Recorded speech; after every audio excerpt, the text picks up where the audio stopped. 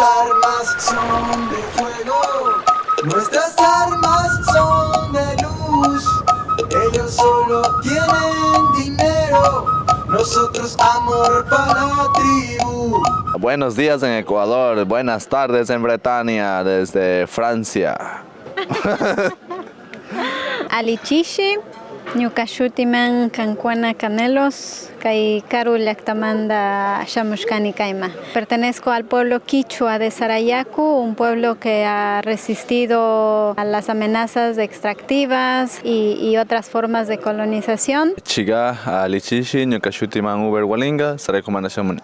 Este colectivo de cineastas que es Muyo TV, hemos creado por una necesidad de sacar las voces propias desde los pueblos indígenas y nos hemos juntado como cineastas y periodistas, podcaster, para poder sacar las voces de nuestros pueblos indígenas. Y como jóvenes, porque ahora las imágenes son la lucha. Generalmente no nos están escuchando dentro de nuestros países. Siempre nos ignoran las voces, siempre nos oprimen a nosotros, no nos quieren ser escuchados. Los medios tradicionales no transmiten lo que realmente está sucediendo en los pueblos indígenas. Y es por eso necesidad también se creó Muyo TV, para poder resaltar estas luchas directo desde la comunidad. Yo empecé trabajando en una radio pública, entonces esa experiencia me hizo dar cuenta aún más que nosotros y yo en lo personal necesitaba estar en un espacio en donde yo me sintiera que estoy en mi casa, que me están escuchando mi gente y que yo estoy haciendo desde mi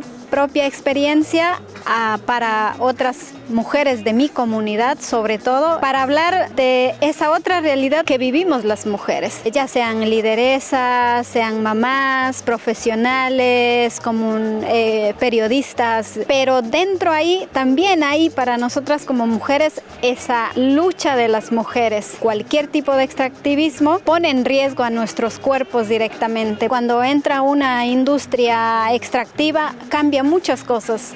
Afecta a las formas de vivir de nosotros, empiezan la pérdida de nuestras lenguas, empieza la pérdida de nuestras identidades y de eso nadie está hablando. Puede llegar alguien de afuera a crear un documental, digamos, no va a ser lo mismo que esté contando Uber o que yo esté contando, porque soy yo la que está viviendo eso directamente y no soy solo una informante o una periodista más, sino soy alguien, un miembro activo de la organización y de la comunidad.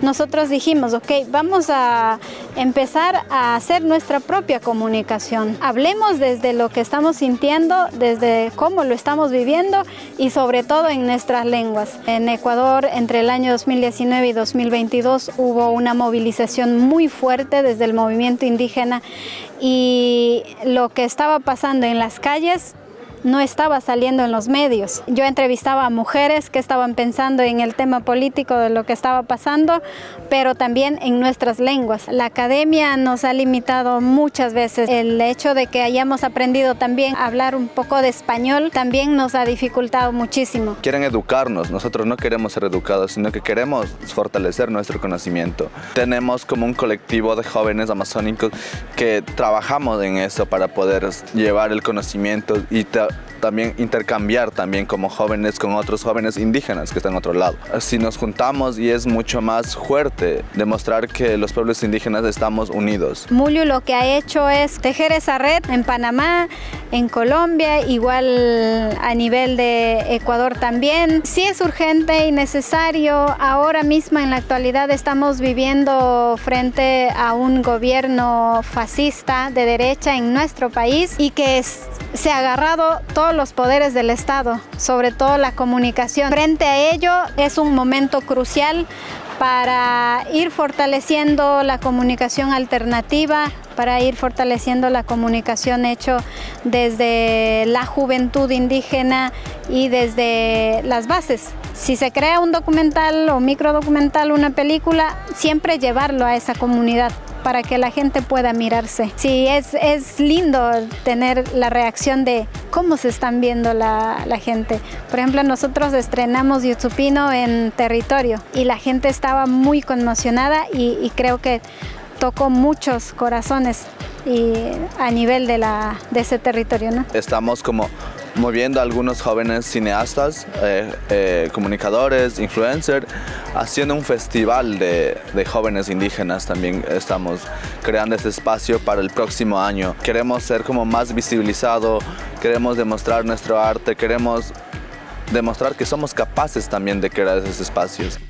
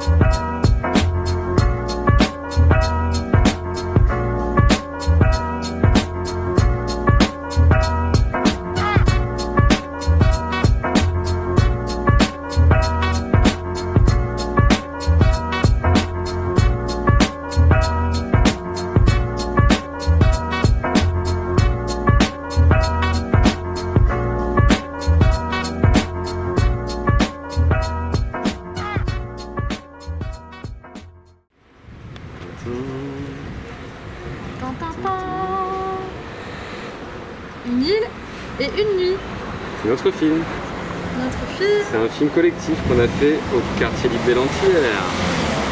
C'est un quartier squatté, autogéré, en lutte depuis 15 ans à Dijon. Et on lutte à prix, non? Là, notre film. Normalement la bobine elle est comme ça. Ça c'est la scène de l'hiver, les oiseaux sont très gros. Ça c'est la scène du rêve du béton. Ça c'est l'abordage. Du coup nous avons fait un CD. Comme à la télé, ouais. Ça c'est quand on a découvert des caméras qui filmaient chez nous. Je crois que c'est plutôt moi, je vais le mettre de ton côté. Attends, je suis concentré sur filmer. Je propose un truc, je propose que la personne qui parle filme en même temps. Ah ouais. C'est hyper dur. Du coup, Une île et une nuit, le super film du collectif des Pirates des Lantières que vous avez raté, c'est un film qui a commencé quand une personne a voulu partir des Lantières et s'est dit qu'elle allait lancer un film collectif, à la fois pour faire une archive du lieu, un cadeau d'adieu et un outil avec lequel on pourrait parler de notre lutte. On a commencé sans savoir où on allait du tout, donc on a fait une première scène au bout de 3 mois d'écriture, pas forcément destiné à faire des scènes du film, mais juste se rencontrer et inventer des choses ensemble. Le quartier, c'est un endroit qui a un millefeuille, il y a tellement de gens différents et il se passe tellement de trucs différents et ça fait tellement longtemps qu'il existe que personne peut savoir tout ce qui s'y passe, que personne peut avoir vraiment une vue d'ensemble. Pour moi en tout cas, traduire, ça fait peut-être oublier qu'en fait tu peux pas vraiment comprendre ce que les gens disent parce qu'il y a plein de choses qui sont tout à fait intraduisibles.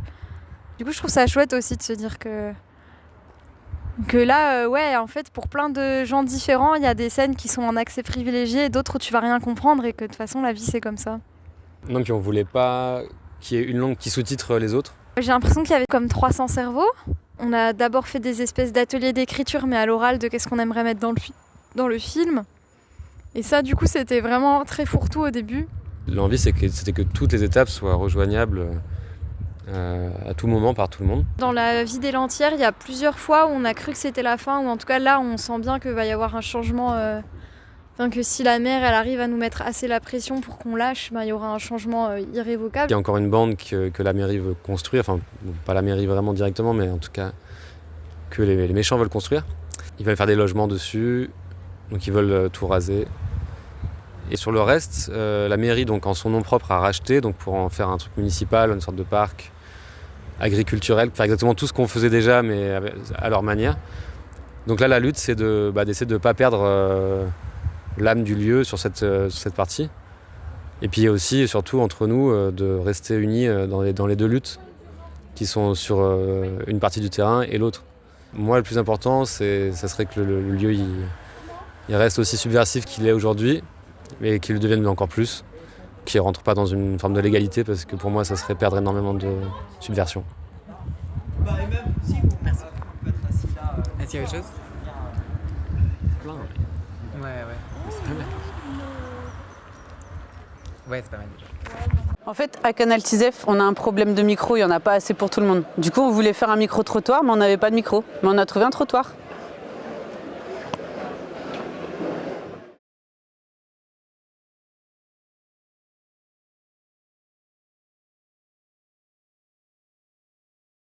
Bah non, mais je vois même pas de cheveux blancs là, genre.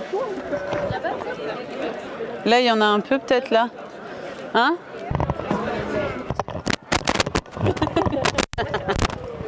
Excusez-moi, est-ce qu'on peut vous poser des questions pour Canal TISEF? Alors j'ai des questions. On essaye de brosser un portrait sociologique des festivaliers et festivalières. Est-ce que vous circulez à vélo? Dans quel tiroir on va nous mettre? C'est un peu le profil de ma mère en fait, genre qui a une soixantaine d'années. Est-ce que vous êtes abonné à Télérama? Non. Mince. Ah, pas du tout, non. Pas du tout. Oui, enfin jusqu'à présent parce que je viens décider d'arrêter. Est-ce que vous allez au Palabre du matin? Non, pas cette année. De temps en temps. J'ai pas le temps le matin. On va se baigner, on préfère aller du yoga. Ouais, on va se baigner le matin. Est-ce que vous avez voté Front Populaire aux dernières élections? Oui. Non, pas du tout. Pas du tout.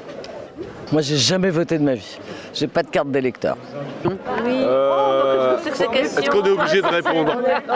Est-ce que vous avez voté Front Populaire aux dernières élections? Bon bah tant pis. On va boire un coup avec ta maman. Ok, très bien. Mais elle est où? Il faut absolument que je l'interroge.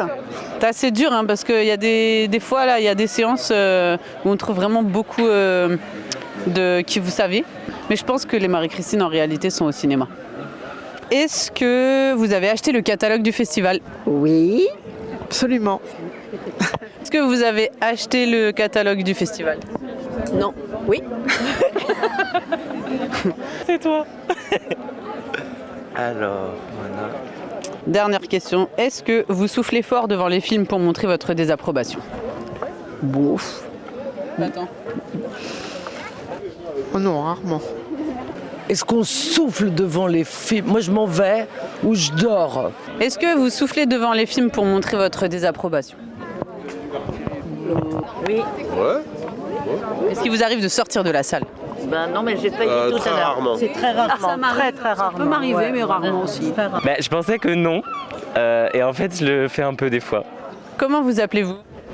Qu'est-ce que vous voulez exactement comme identifiant? Lulu Castafiore. Balthazar Constantin, Nobody Welcome.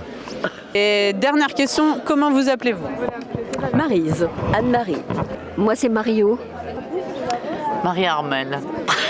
Vous appelez-vous? Je m'appelle bientôt Marie-Christine, hein, pour garder l'anonymat. Mais tout le monde part en courant.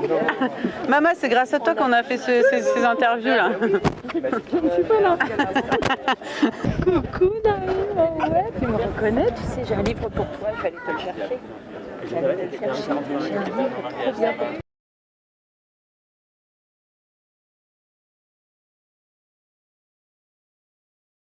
TISEF, c'est super. Canal TISEF. Justement. C'est vous qui a eu la connexion hier avec l'Équateur. Ah non, c'était les Vogels, les Mouettes. Oui. Ouais, ok, d'accord. C'était deux enfants qui étaient handicapés. Et je crois qu'ils étaient au collège tous les deux. Le plus grand, il est un peu aveugle et albinos. Et le plus petit, il a un fauteuil roulant. Et il m'a beaucoup touchée parce que en fait, ils sont assez... les personnes ne les aiment pas trop, mais finalement, ils sont contents d'être tous les deux au final. Je trouve ça... j'ai pensé que c'était assez intéressant parce que il est handicapé et la fille, à mon avis, elle pense que si elle montre aux autres qu'elle l'aime bien, elle va être un petit peu martyrisée comme lui et du coup c'est compliqué. ça vraiment pas sympa. Ils font ça pour rien en plus. Eh ben, je pense que je préfère ceux où il y a les vraies personnes. Parce que je trouve ça un petit peu plus réaliste et j'aime bien quand je suis vraiment plongée dans le truc. Ça me plairait. Ça te plairait? Ouais. Tant mieux. Tiens.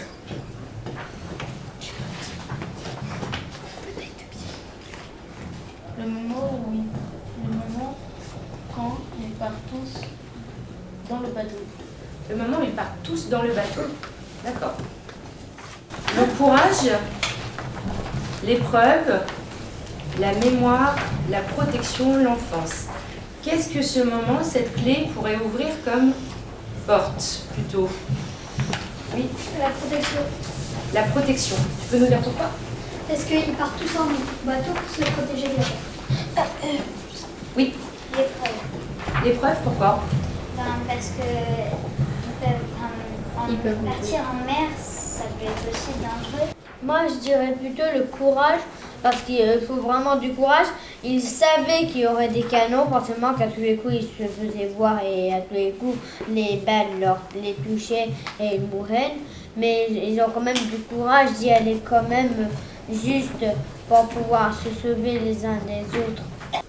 Est-ce que ça révèle, est-ce que cette épreuve-là, ça permet aux gens de montrer quelque chose de... A-t-on besoin d'épreuves pour devenir soi? Est-ce qu'il y a une différence entre ceux qui vont au front et puis, par exemple, l'ingénieur? L'ingénieur, comment lui il traverse cette épreuve? Comment il traverse cette épreuve, l'ingénieur? Oui. L'ingénieur, il est dans son immeuble en train de regarder un peu sa raffinerie démolie. Ouais. Mais ceux qui sont au front, ils voient les armées arriver et ils risquent un peu leur vie pour leur pays. Et qu'est-ce qu'il fait, l'ingénieur? Comment il occupe son temps? Avec ses chats. Oui. Il prépare à manger aux chats. Voilà. Donc il essaye lui plutôt de faire quoi? Il fait le contraire de pas penser. C'est presque le contraire de se battre. Ah, de pas penser? Oui. Il essaye de protéger ses chats, mais il dit à un moment qu'il s'en fout des autres. On a l'impression qu'il croit plus trop en lui. En eux. Et puis en l'humanité aussi. Enfin, je sais pas, peut-être c'est une interprétation. On va s'arrêter là. Est-ce que vous voulez prendre un dernier petit tour de parole?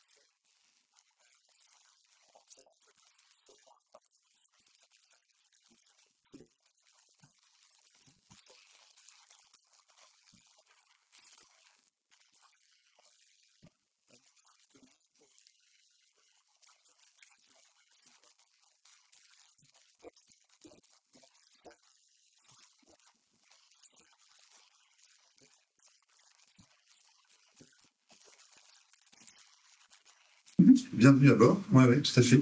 Alors, bienvenue à bord, welcome on board, c'est la phrase qui est dite par l'Océan Viking quand il fait un sauvetage d'un bateau en détresse sur la mer Méditerranée.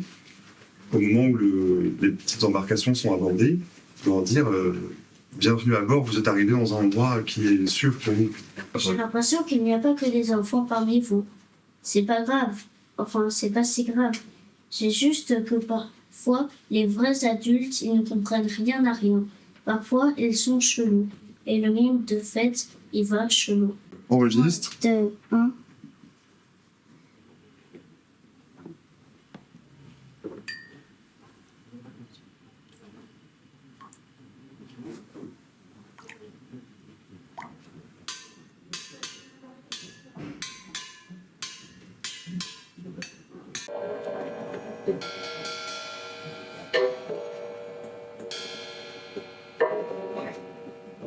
Là, par exemple, Qu'on soit bien d'accord.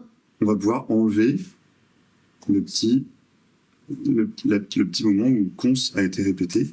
Il va chelou. Qu'on soit bien d'accord. Donc là, ça c'est cons. Si on l'écoute encore une fois, donc je l'enlève et je viens coller le petit bout qui reste à la place.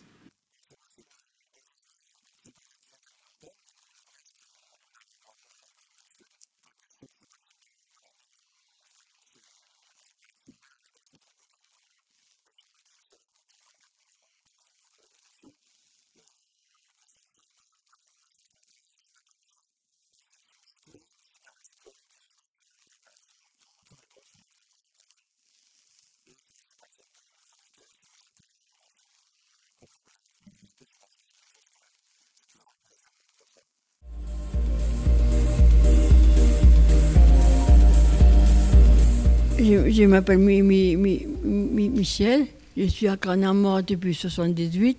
Je publie les livres, ensuite je les passe à Guylaine pour qu'elle passe dans l'ordinateur.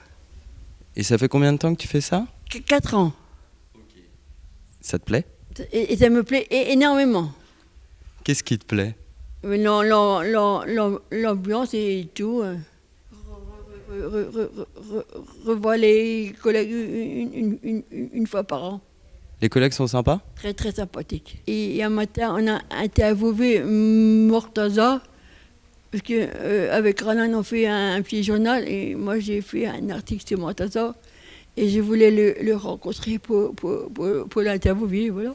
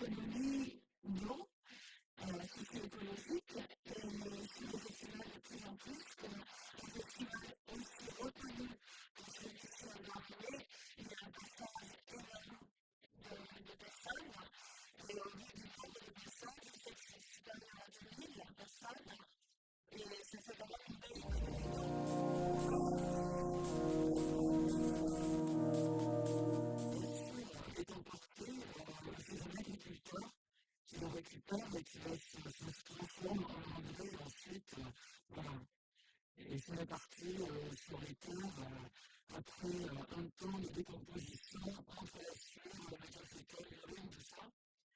Une fois que c'est bien décomposé, c'est utilisé sur les sols pour fertiliser.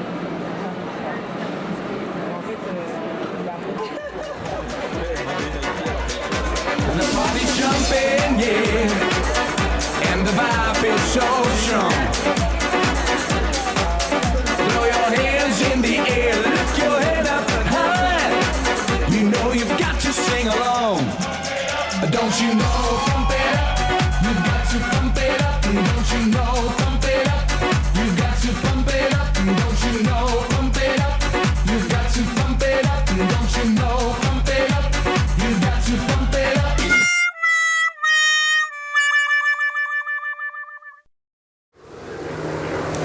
On va attendre. C'est les flics. Ah génial, ça tombe super bien.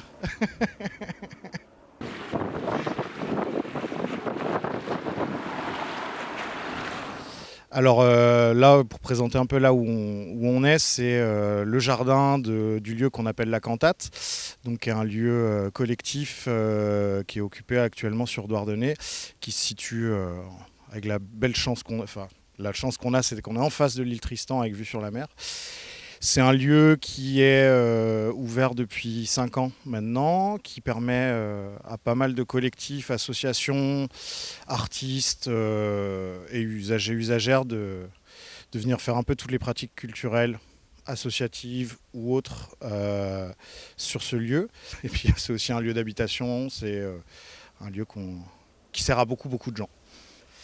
Alors la situation actuelle, pour faire un petit résumé, alors c'est un bâtiment qui quand même donc était une ancienne usine il y a très longtemps, qui après a été donc racheté par les propriétaires actuels, qui ont laissé ce lieu à l'abandon pendant quasi une dizaine d'années. Donc il y a eu une procédure engagée par la mairie de Douarnenez pour acter une expropriation. En 2024, si je me souviens bien, il y a eu un rendu qui explique que ce bien est en train d'être manifestement à l'abandon.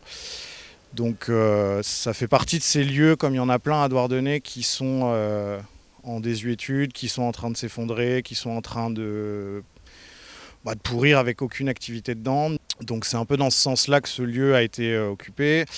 Il a été utilisé pendant longtemps en habitat et après il y a eu tout ce volet-là aussi, vu que l'espace est assez grand, parce qu'il y a un rez-de-chaussée et un étage. L'idée ça a été de pouvoir ouvrir au maximum aussi à d'autres choses que juste l'habitat. Et voilà, donc pour l'instant c'est une situation sur laquelle on est et évidemment on est actuellement considéré comme occupant sans droit ni titre. Donc forcément il y a tout un volet juridique qui est assez complexe autour de ça, mais voilà, ça peut être, c'est souvent dit comme occupation ou squat, mais voilà, il y a un volet juridique qui est plus complexe que ça pour cet aspect-là. Donc évidemment, comme pas mal d'endroits de ce format-là, notamment comme les Roches, comme d'autres lieux en France, on n'est pas à l'abri de devoir partir un jour ou l'autre. Donc c'est un peu l'enjeu et l'inquiétude qu'on a vis-à-vis de ce projet. Enfin, il y a eu une centaine d'événements, il y a quand même, je pense, nous ce qu'on estime en faisant un peu, en ressassant tout, c'est qu'il y a au moins 500 personnes qui ont été utilisateurs de cet endroit. Et après, voilà, on rajoute en plus les assos, les projets qui se sont faits. Enfin, on estime que c'est vraiment un besoin d'utilité un peu publique d'avoir des lieux comme ça. Et actuellement, l'offre à Douarnenez, elle est un peu bouchée là-dessus. En fait, ce qui est très difficile, moi je trouve, sur Douarnenez, depuis longtemps, il y a eu plusieurs mouvements sur la pression immobilière qu'on a dans la ville, que ce soit sur le plan du logement, mais du coup de fait aussi sur le plan des lieux et des espaces.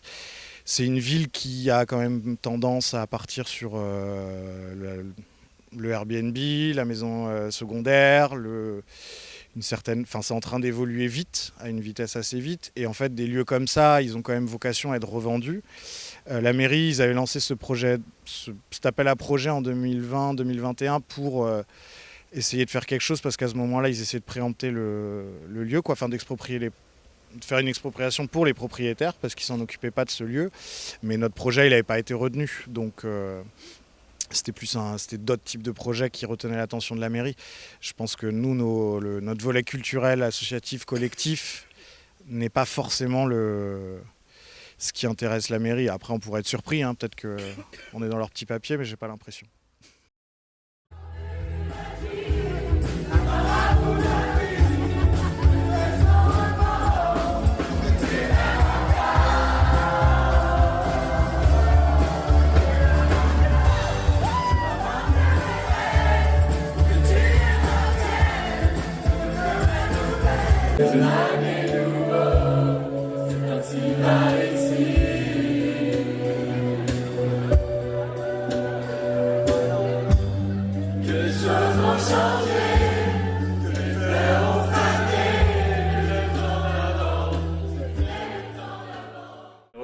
quoi? Waouh, la grande question. J'en sais rien, je cherche toujours. C'est un lieu ouvert, les Roches Blanches. C'est un lieu de vie, tout simplement. Il y a une vente aux enchères qui est prévue le 3 septembre. On a été prévenu par voie de presse le 28 juin, donc ça faisait un peu court. On sait qu'il y a des gens à Douarnenez qui sont pas nos meilleurs amis, d'autres si, mais voilà. En fait, ça fait 15 ans qu'on vit là. En fait, on vit là, on veut rester, quoi. C'est aussi bête que ça, en fait. Nous, on a peur que tout s'arrête. On a toujours eu des bons rapports quand même avec l'extérieur. Ça a toujours été un squat vachement paisible. Mais là, depuis quelques temps, on se sent quand même pas mal menacé. On sait qu'il y a une partie de l'équipe municipale qui nous aide pas du tout.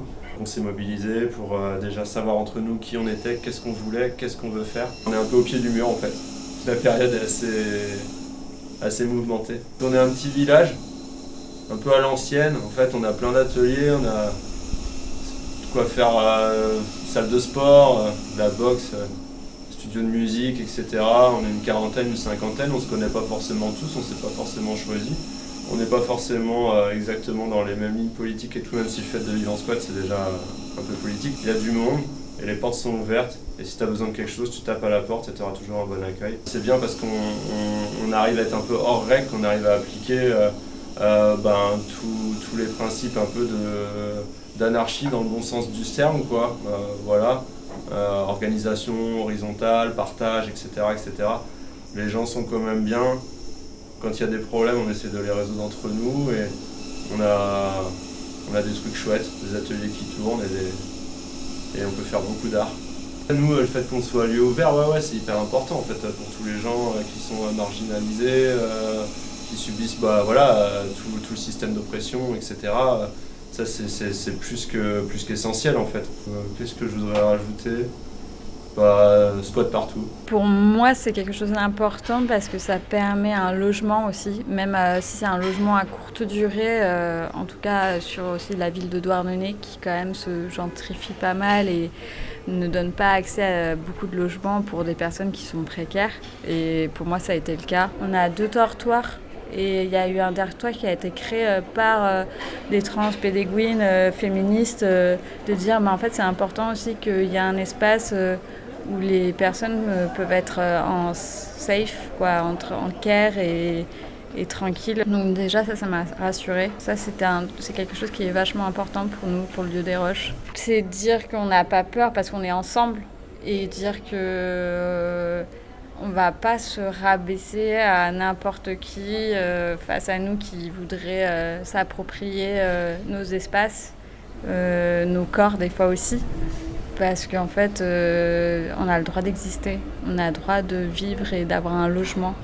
Et du coup, être ensemble entre transpédéguines et aussi savoir cohabiter avec des personnes cis-hétéros, c'est génial quoi, de pouvoir réussir à faire ça aussi. Même s'il y a des moments difficiles, mais c'est bien de faire face ensemble et de dire ça on est ok, ça on n'est pas ok.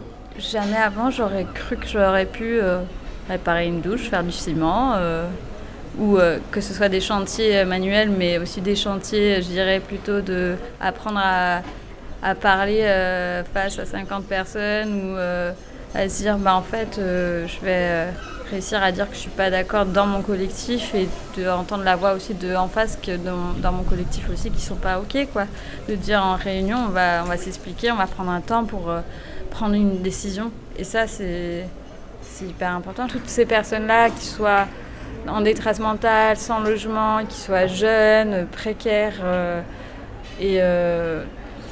en fait souvent c'est la ville qui nous les envoie déjà premièrement. Et je pense que si ces personnes elles n'avaient pas ce lieu des Roches Blanches, elles seraient dehors et elles seraient soit envoyées tout le temps chez les flics, en hôpital psychiatrique, dans des foyers pour jeunes. Et en fait, c'est des chemins très durs et très compliqués. Alors que là, aux Roches, on va essayer de s'entraider, de dire ok, en fait, on peut t'aider à prendre des rendez-vous, on peut t'aider à prendre soin de toi et bon, on essaye de faire au mieux au possible. Ça te met pas en colère que les pouvoirs publics se déchargent comme ça sur un squat et en plus vous menacent d'expulsion? Si, pour moi c'est de la facilité. Moi, ça m'énerve parce que je trouve qu'ils ne nous aident pas déjà de base dans nos vies tout seuls. Et en fait, on ne serait pas tous au Rouge Blanche si on avait tous une vie simple et aidés par la fonction publique déjà. Donc ce serait bien que la fonction publique se débrouille pour nous aider.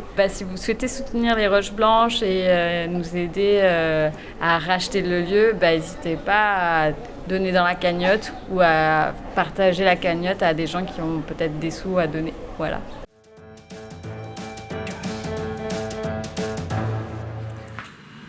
Les prémices de cette enquête ont débuté par la découverte d'un document étrange dans les bureaux du festival.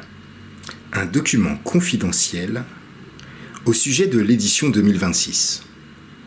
À l'intérieur de cette pochette, plusieurs documents, dont une photo de Bruno Retailleau et une carte de la Vendée. Nous avons alors décidé de mener l'enquête. Vous êtes au département de la Vendée. Nous vous remercions de bien vouloir patienter quelques instants. Je vous appelle de manière un peu confidentielle de la part d'un festival de cinéma des minorités parce que l'an prochain, pour des raisons à la fois économiques, écologiques, on aurait souhaité arrêter de courir le monde et on aurait souhaité faire un focus sur, inviter comme pays la Vendée. La Vendée, puisque c'est vraiment au cœur de l'actualité. Et puis ça nous permettrait aussi peut-être d'avoir le label des plus belles fêtes de France avec les subventions qui vont avec, dont personne ne veut. Et donc, je voulais d'abord un petit peu prendre la température un petit peu de la Vendée. Alors, pas en termes de météo. On s'est dit que la Vendée, ça collait pas mal avec l'actualité, que ça nous permettait de mettre en lumière le travail de Monsieur Retailleau. Et puis aussi que ça permettait, j'ai vu que... De quelle structure d'un festival de cinéma. Et donc, on souhaiterait aussi notamment... j'ai vu qu'il y avait eu un génocide en Vendée en 1793. Ça vous dit quelque chose ? Ah oui, tout à fait, oui. Ouais, et voilà, justement, je me demandais si cette question du génocide, ça parlait aux Vendéens. Les guerres de Vendée, oui, les gens en connaissent. Ouais, d'accord, ok. Très bien, parce qu'on a quand même des pôles où on en parle. Après, il y a le Puy du Fou, bien sûr, qui reprend cette partie de l'histoire. On va voir ce qu'on peut faire. Mais il faut que ce soit quand même assez... Voilà, vous expliquiez un peu le projet, vous pouvez nous faire confiance. Nous, on fait des campagnes de com, des choses hyper confidentielles qu'on gère jusqu'à ce que ça sorte au grand public. Donc on va pas ébruiter votre projet, absolument pas. Vous voyez, nous on est des pros et on sait, quand on met en ligne des choses et qu'on crée des événements ou que on pilote une campagne de com télévisuelle, il n'y a rien qui fuite avant que ça sorte. Ok. Il n'y a pas de crainte à avoir par rapport à nous. Ok, merci beaucoup. Du coup, je compte sur vous pour l'édition 2026. Merci beaucoup. Au revoir. Avec plaisir. Bonne journée, monsieur. Au revoir.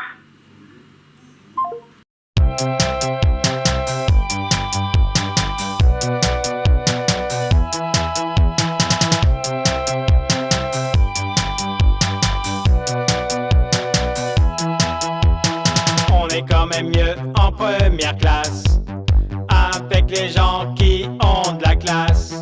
Les gens bossent sur des Macintosh, pas sur des PC tout moches.